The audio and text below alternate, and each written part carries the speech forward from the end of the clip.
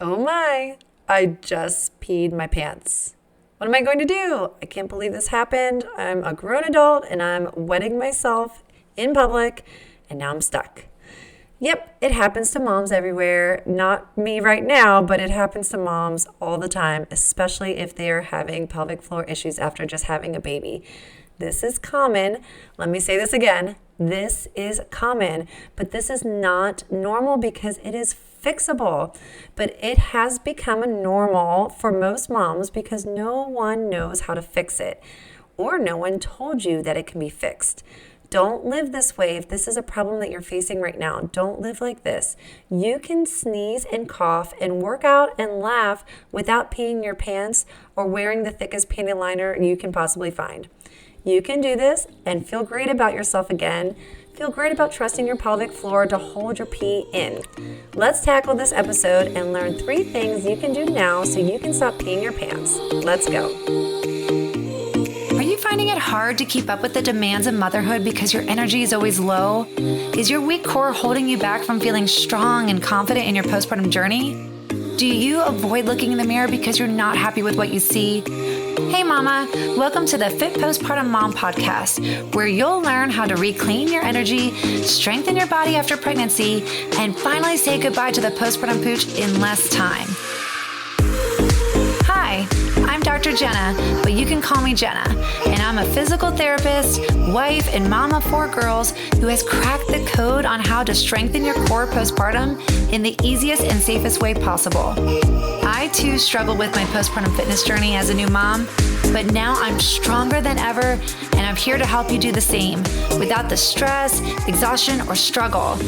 If you're ready to fit fitness into your busy schedule while you navigate your postpartum journey and stay motivated along the way, then you're in the right place. It's all about progress, not perfection, and I'm here to help walk you through that journey to feeling strong, confident, and energized. That energy comes from within, not your coffee. Let's roll out that yoga mat, girl. It's time to do this.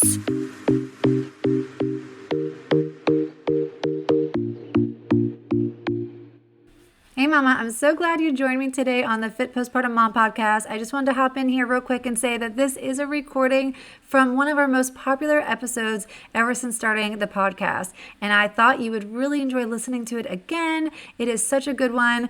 And I just want to hop in here and say thank you to my sweet 7 mamas who joined Postpartum at Rehab recently during our boot camp. We have Priscilla, Yua, Amelia, Rihanna, Veronica, Leslie, and Fee. I'm so excited to be joining with them in their postpartum fitness journey, and I hope that you eventually will join me too in our 6-month coaching program, Postpartum at Rehab. You can join at any time. Yes, the savings are no longer going on right now, but we will have another special savings come January as we revamp Postpartum at Rehab into 2.0. So lots to come year round, and I just hope that you continue to listen to this podcast, get some great actionable content from this show where you can take action and learn something here, but also implement it and see some changes in your body, see some changes in your habits, and really ultimately achieve the goals that you want to achieve as a postpartum fit mom. All right, are you ready for today's episode? Let's go. Okay, let's talk about all that pee that's coming out at the wrong time and the wrong place.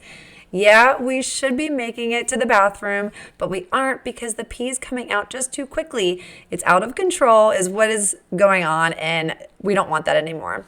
Your pelvic floor has lost all control because it's weak. It doesn't know what to do, and you don't know what to do with it. I'm going to help you with that today because I want you to have that confidence in yourself again. I don't want you to have those embarrassing situations happening anymore when you're out in public, or even if you're just at home and you're just thinking to yourself, I can't leave my house because of these awkward situations that are happening inside my underwear. So you deserve better for your body. You deserve to go out in public and to laugh again and not have to worry about the leakage. You deserve to work out at the gym and run on the treadmill and stay dry. You can have your confidence back and drink your 8 glasses of water a day and make it to the bathroom on time without having to run to it, but rather walk at a normal speed, right? Normal is the key word here. You are looking for normal. Let's get you back to normal with these 3 quick tips to remember. 1, remember that strengthening your pelvic floor is just like strengthening the rest of your body. If you have a weak pelvic floor and the muscles in your pelvic floor are weak, then your pelvic floor organs are going to continue to prolapse or protrude out. You will continue to have dysfunction and you will continue to leak.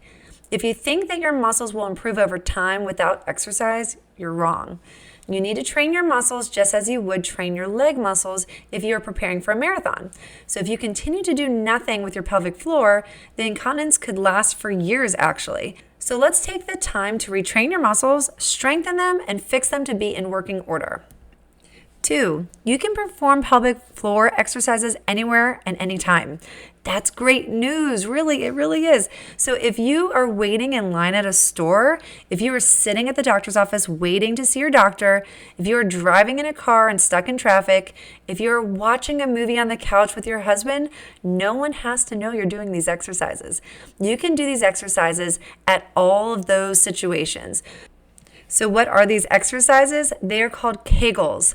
Kegels, one of my all-time favorite exercises for postpartum healing.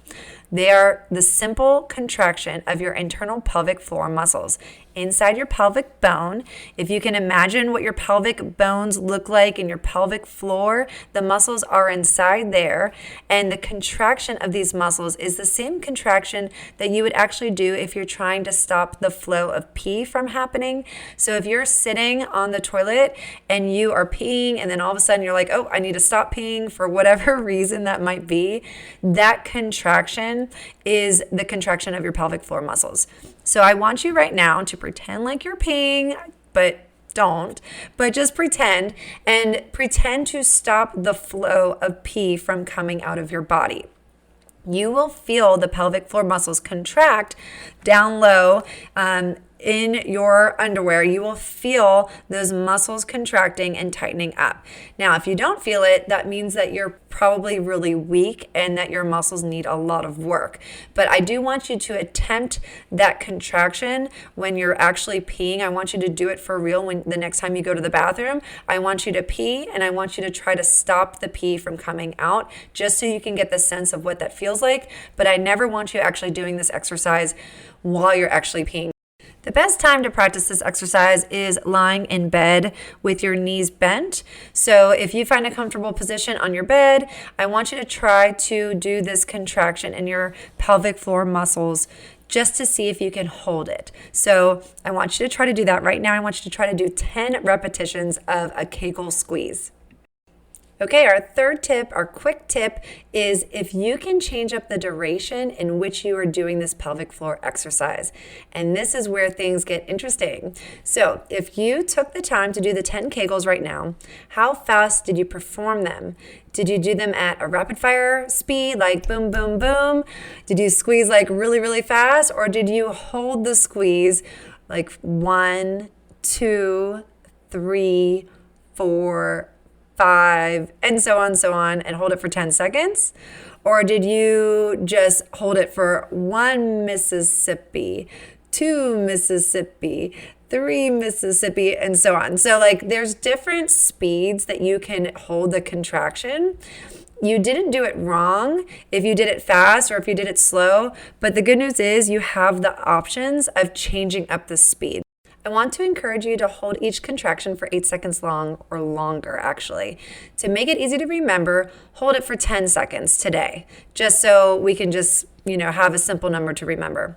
So can you hold it for 10 seconds and can you hold it nice and slow? It may not be easy as it sounds.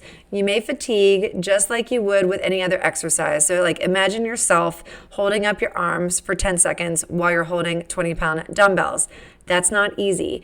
But if you're doing the contraction with your pelvic floor for the first time, holding that 10-second contraction also is not easy. Your muscles are weak and they're not used to doing this kind of training. So I want to encourage you to build up that tolerance of the 10-second hold, or even hold it beyond 10 seconds. I want you to do 10 repetitions a day just to get the swing of things.